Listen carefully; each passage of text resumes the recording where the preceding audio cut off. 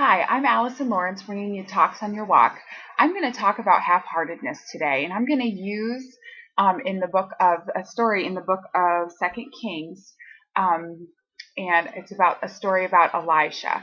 The king of Israel at the time was trying to get victory over the Arameans, and he went to Elisha to see if they would have victory because back then Elisha was a prophet and prophets would hear from God and then tell Israel. That's kind of how the church worked.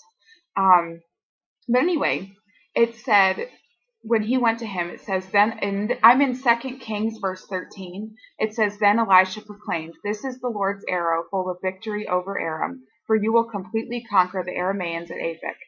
Now pick up the other arrows and strike them against the ground." Okay.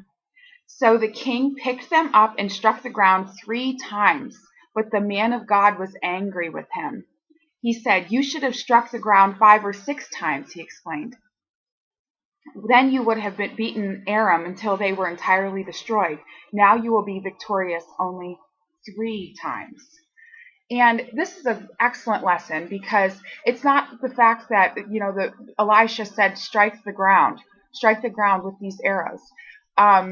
And what the king did was he did it half-heartedly. He just kind of was like, oh, okay, we're getting victory. I'm going to hit the arrows 3 times. Where if he was doing it full-heartedness, he would have just kept on hitting the ground.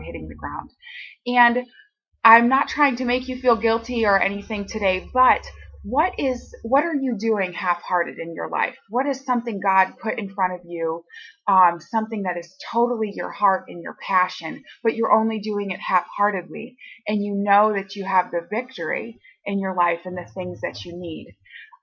There is a verse in the book of Proverbs, and I'm not sure which verse. You'll have to look it up for me. But it says, "A man ruins his own life, but his heart rages against the Lord."